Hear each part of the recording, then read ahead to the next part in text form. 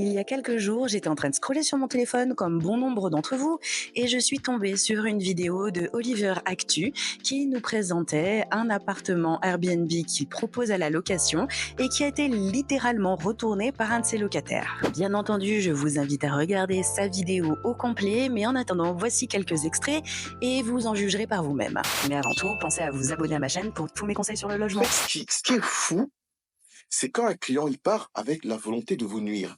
Ce que j'appelle nuire, c'est de partir en laissant les choses exprès pour vous faire chier. Là, on n'est pas sur un client qui est sale. C'est quelqu'un qui, par exemple, je vous donne un exemple. Le tableau que vous voyez là, ils l'ont déplacé. À la base, il est ici. Ouais. À la base, c'est une composition, c'est deux tableaux rouges, ainsi de suite. Vous voyez là, ce meuble-là, à la base, il est là. Pareil. Ce meuble-là, ils l'ont déplacé. À la base, il est ici. L'écho-là, elle est pas là. Je vais vous montrer une photo de comment c'est à la base.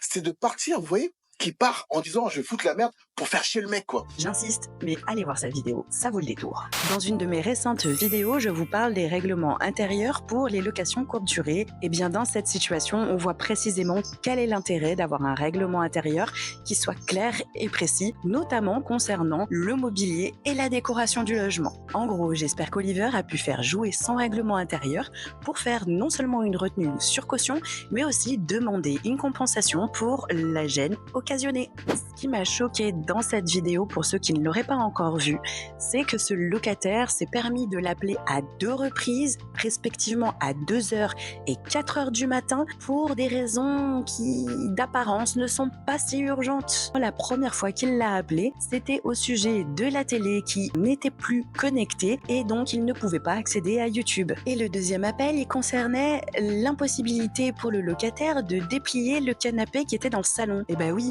parce que si le canapé il n'est pas indiqué comme convertible, forcément ça va pas marcher. De vous à moi, je pense que celui-ci, il manquait de quelques heures de cuisson. Je pense que vous l'aurez compris, ici ce qui me dérange, c'est l'absence de savoir-vivre et de respect de la notion d'urgence de la part de ce locataire. Du coup, il me semble important de rappeler quelques petites règles. Déjà, il faut savoir qu'un hôte réactif, avant la réservation, a entre 1h et 12h pour vous répondre. Donc ça sert à rien de le harceler, même s'il a lu votre message, il est peut-être simplement occupé à autre chose. Deuxième chose importante à préciser, je rappelle qu'il existe des fils de discussion dédiés où vous dialoguez entre hôtes et locataires ou futurs locataires sur chacune des plateformes.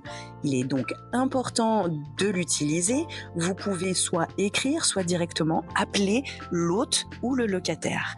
Mais attention, soyez quand même un minimum respectueux. S'il n'y a pas de notion d'urgence particulière, contactez votre hôte ou votre locataire entre 8h et 21h.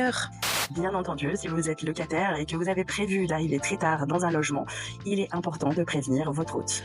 Si vous rencontrez une véritable urgence comme la perte, le vol des clés du logement ou encore une inondation ou quelque chose qui viendrait détériorer le logement, là oui, il faut contacter par téléphone, que vous soyez hôte ou locataire, encore une fois, et en urgence.